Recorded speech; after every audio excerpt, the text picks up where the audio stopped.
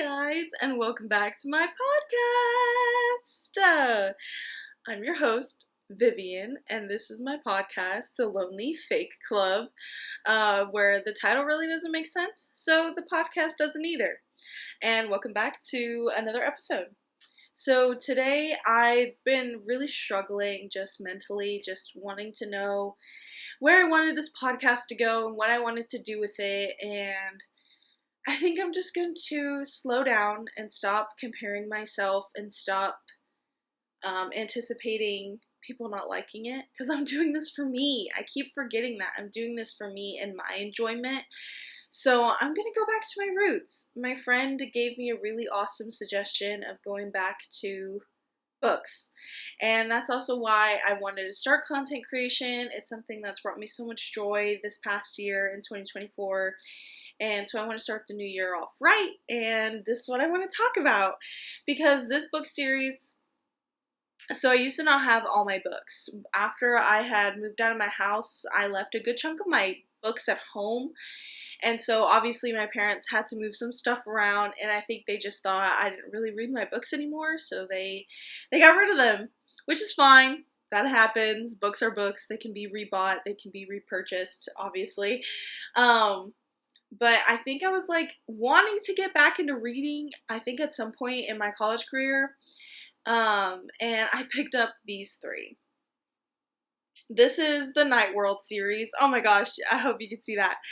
This is the Night World series. This was by L.J. Smith, the same woman who wrote The Vampire Diaries.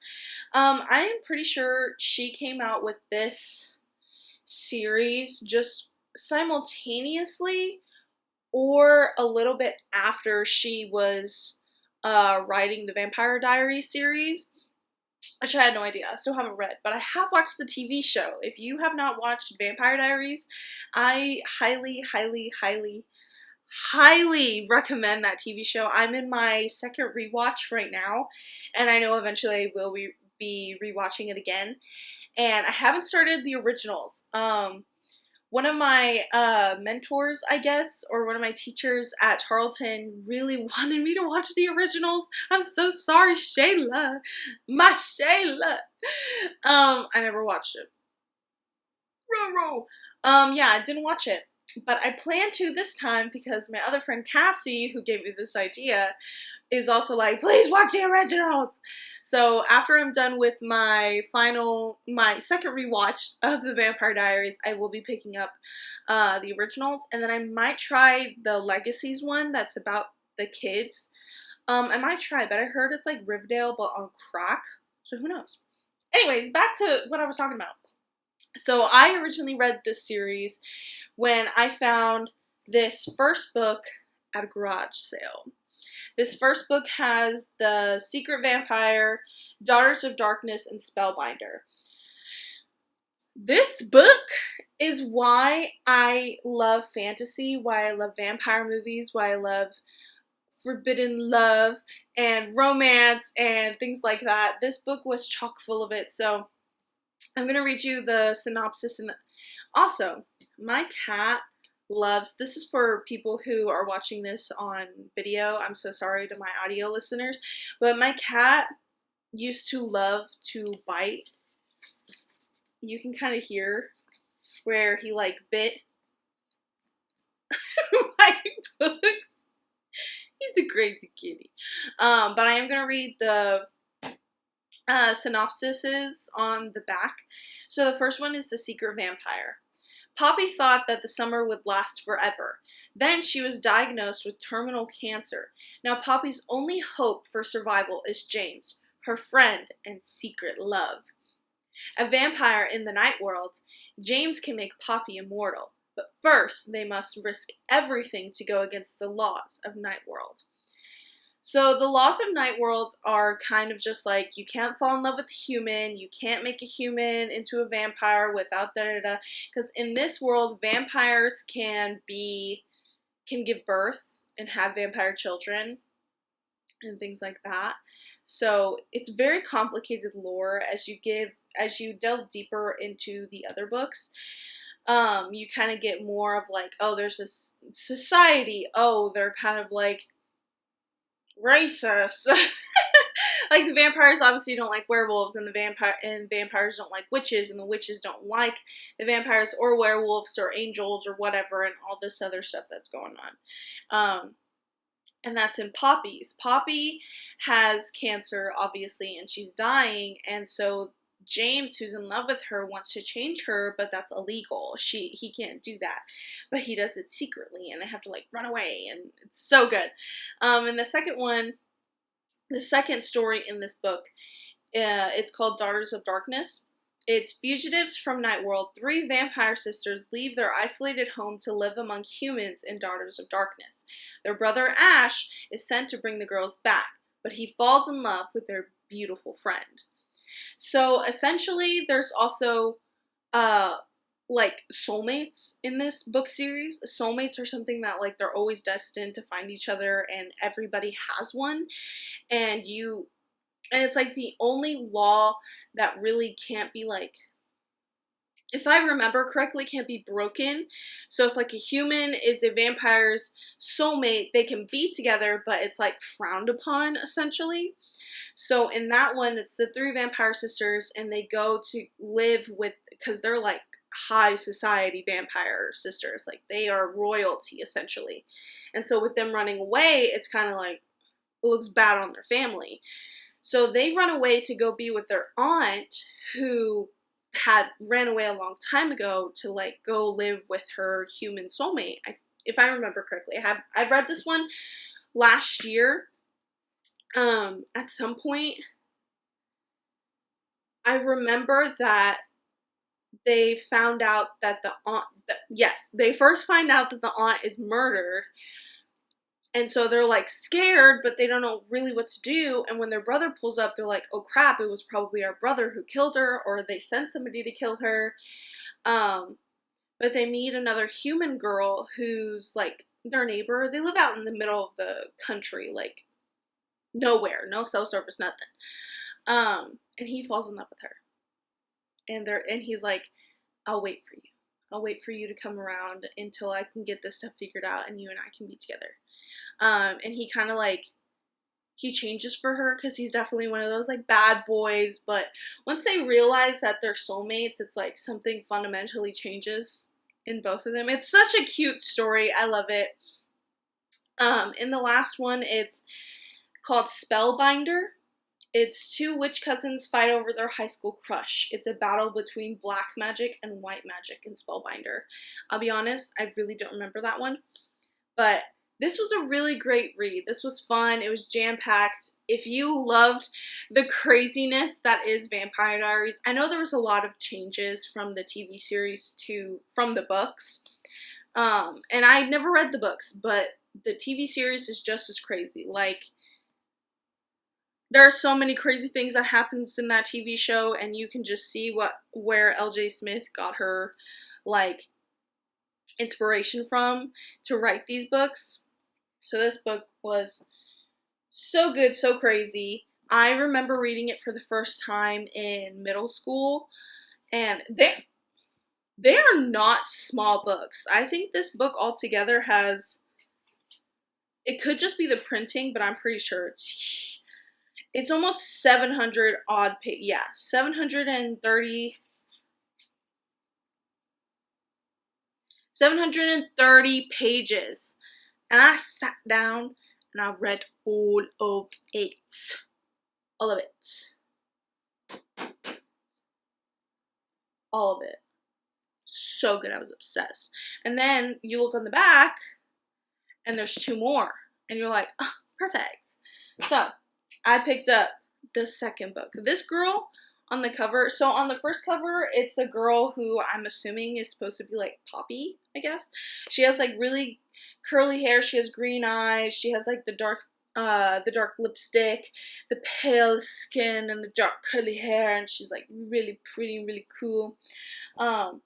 This one, the second book's girl who's on the cover, I thought that was me. I was like, oh, perfect, I get to self-insert. So this was the second book. It's, I think, just a bit shorter than the first one, if I am correct. Yeah, this one's only 662. Only 662. It's 662 pages. There are 3 stories in here, so technically each one is like 200 and something odd pages. So it's not like the crazy longest thing in the whole world, but they all intertwine. So in this first book, we meet like Poppy and James and Ash and all them, and you'll see some references to those characters in this book. So in this book, we have the Dark Angel, the Chosen, and Soulmates. So I'm gonna again read the synopsises. In Dark Angel, Jillian, I think that's how you say her name. Jillian is saved from drowning by her guardian angel, only visible to Jillian. Angel will fulfill her heart's desires, her heart's every desire. But when Angel starts making strange and sinister requests, Jillian must question who he truly is and where he came from. I remember this one because I read this one the most recently. This one was really good. It's like talking, she had gotten into a car accident, fell into a river, and she basically goes to heaven.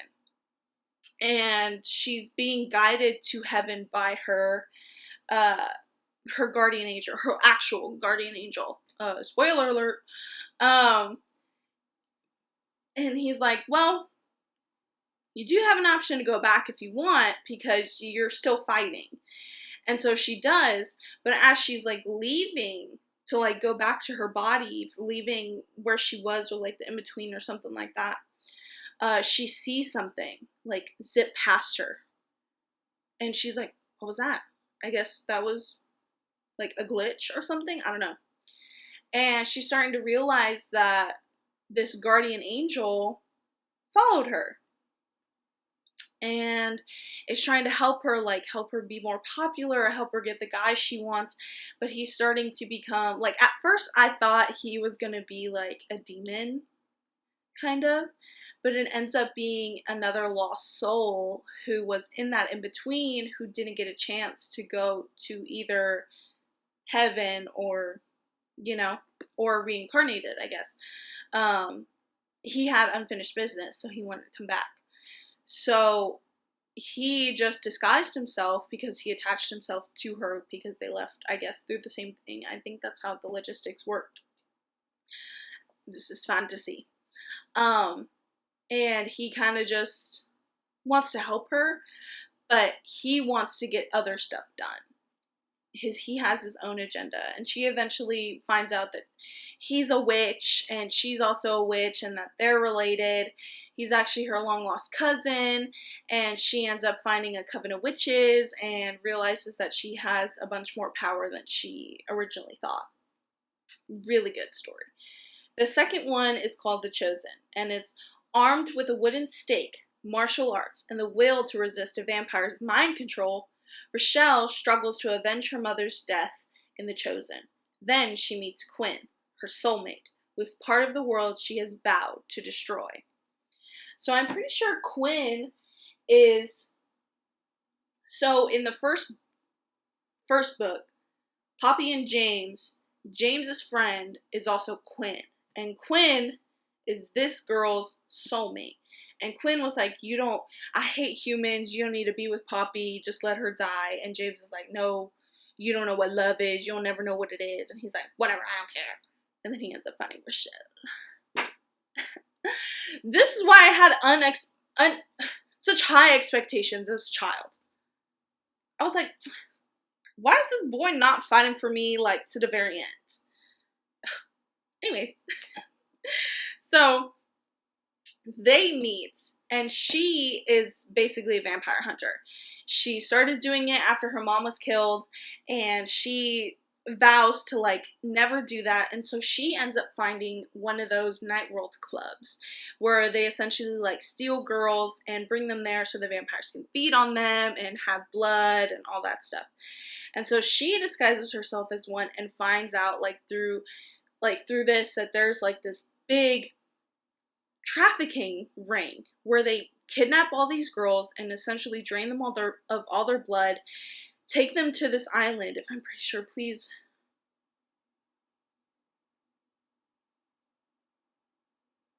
I'm sorry, I'm trying to get through so that I remember it. And they find like this, they go to this island and they figure out like how all these vampires are doing it, and Quinn comes and saves her and all this stuff, and they end up falling in love, and it's really good. If I had to recommend any of these books out of the 3, it would probably be the second one. This one just had a lot of fun stuff in it. This one is called Hannah Receives Notes. Oh no, this one's called Soulmate. It says Hannah receives notes warning of incredible danger in Soulmate. But if death is her destiny, is the Lord of Nightworld's love strong enough to save her?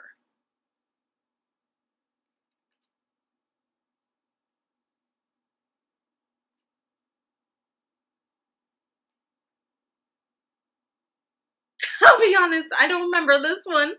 I'm trying to. But you can't stop me, the roses are him.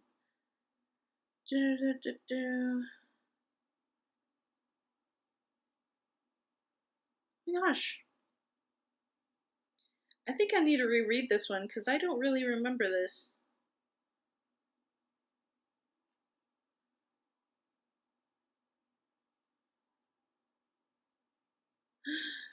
Yeah, I unfortunately don't remember that last one. It was one of the shorter ones, and we had just come off that high of Rochelle and Quinn.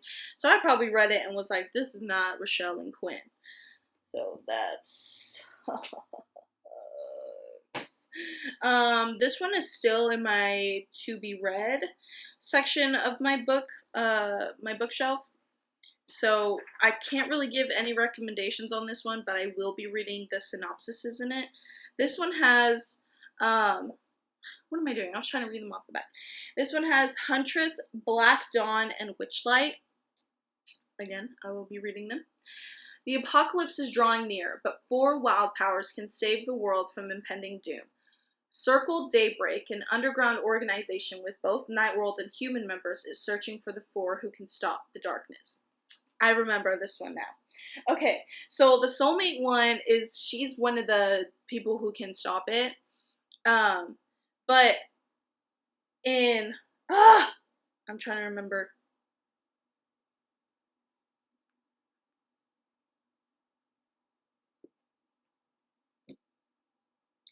In Spellbinder, that's where we find out about the Coven, Circle Daybreak.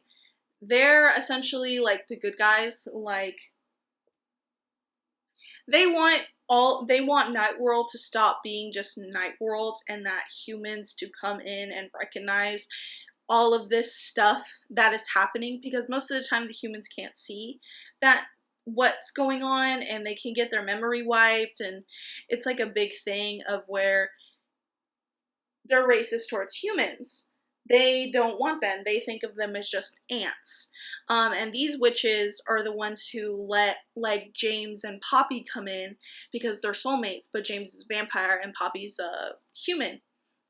And so they like keep coming in. Like, there's like little references to them in some of the stories of like, oh no, I heard about this group that lets us like come together. Like in what's her name's Dark Angels, Jillian, her the people who find her in her coven are those people from Circle Daybreak who reach out to her and are going to teach her about magic and stuff like that, which I think is so cool. A vampire hunter who is half vampire stalks her own kind to protect humans in Huntress. The second one is in Black Dawn. Maggie stumbles upon an old Nightworld kingdom where the ruling vampire prince is both an enemy and an ally. And Circle Daybreak hires Keller, a shape-shifting panther, to guard a new wild power in Witchlight. But when Keller falls in love with the wild power soulmate, her love could destroy everything. Oh yeah, I'm reading this soon. Okay, so there's some lore with these books. So with L.J. Smith, she was really popular. Obviously, she wrote all of the Vampire Diary books up until I think like book like 6 or something like that. I like went on this deep dive about it a while ago when I first picked up these books again. But she had a ghostwriter for a really long time. But when she was writing the Night World series, she had written books for for a fourth book. A fourth book. And I'm pretty sure somebody had come up with like a fake cover for it, and you can like buy it on Amazon. And if you go to her website, she was saying that she was feeling sick. She was having a really hard time writing. And that was kind of like her last update. We really don't know what else she's been up to. I don't think she's passed on. But I don't think we're ever going to get that fourth book, because if I remember correctly, this third one ends on a pretty big, just like cliffhanger of kind of, we're right at the cusp of where this apocalyptic event is about to begin. And that's where the fourth book would have begun, because all of these books are leading to all of these characters, Poppy and James and Ash and those sisters and the cousins and Jillian and Quinn and Rochelle and Hannah, and all of them all come together in a big way. And I think that's where all of these books were heading. And unfortunately, she just never got the chance to keep writing it. And there are some extra like stories and storylines and things like that on her website, so you can kind of get a sense of where she wanted to go with this book series. Again, she just unfortunately never got to release it because of her publisher and because of her mental health and just what she was going through at the time. Just from what I've seen on Reddit, because I went on this deep dive, because I thought at least by this point in my life she would have written the fourth book, because this has been such a big part of like my reading development and where I wanted to go myself with writing. These books had a really big influence on me. I wanted to write such captivating and thoughtfully written characters as she did. So it really makes me want to read the Vampire Diaries series. It's just there's a lot of books, and a lot of them aren't written by L.J. Smith. And some people have commented before that you can tell the tone difference and the writing style is different. As much as I appreciate a good ghostwriter, sometimes they just can't emulate what the original writer did. And that's okay, because they're not that writer. They're just trying to copy and essentially like rewrite or help that writer. So these books were really, really fun, but I know if they tried to ghostwrite a fourth one, it just wouldn't be the same. It just wouldn't be the same. I can't recommend this book series enough because it's so fun. It's definitely young adult. It's not for a 26-year-old girl to be picking up and reading. But it's so fun. They're so good. All of the storylines somehow interact with each other, and then once you get there and you realize, oh, she's talking about Rochelle, you're like, oh my gosh. And then a lot of the it's very high stakes. It's very, very high stakes. It's life and death. It's love and betrayal and witches and magic and... Sorry. If I talk too fast, I burp. I don't know why. I've just noticed that since I've started recording videos again. So, it's just the thing. I wish there would be a fourth one. I really wish somebody would just come out with a fanfic of it already. But the fandom for this book has really died down, obviously. These books were released in... Girl, I wish I could... Like, they were still, like, promoting, like, the Ugly series in this. And, like, the Wicked series and stuff. Like, they were... Let me see when this specific book was published. I think it was like 2000 something. Jank, hey! This was basically written in 1997. So these books are old. But the Night World and the like Vampire Diaries book series Reddits are still alive to this day. People still read them. People still want to know if we're getting a fourth one or trying to come up with how it could have ended and where it could have gone. So these books are really old. These books are almost as old as I am. They are as old as I am. I was born in 98. And some of these have copyrighted ones of 1997, 1996. So they're about almost 28, 29 years old. Really crazy to think about. But if you want a book series that has everything to do with what's going on, with like the resurgence of like vampire romantasy and just like fantasy books that are coming back, or that are being written, and you just want something that really, really proves the test of time, it's this book series. I loved this book series so much.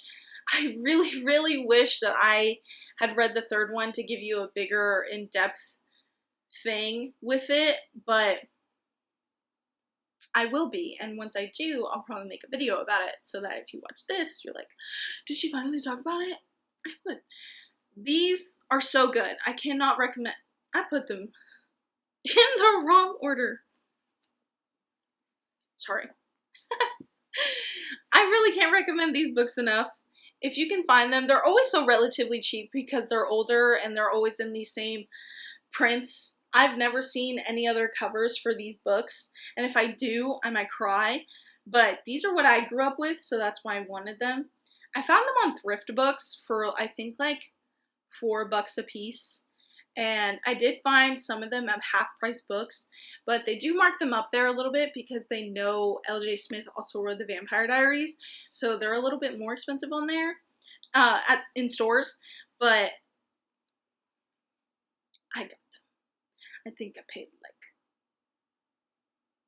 15, 16 bucks for both of them, all three of them, I mean. So, yeah, this was my favorite childhood book series, and I hope, if anything, you at least pick up one. You don't have to read all of them in order to understand. You might not want to read the last one because you're going to be frustrated with how it ends. So I would highly recommend these two and then this one, obviously, because duh, it's a series, kinda. But if you only read one and it's a standalone, you won't be that upset if you read these two by themselves, or if you just read one of the two, or if you pick up this one. This one I'm so excited to read. Now that I'm talking about this, I can't wait to pick this up again.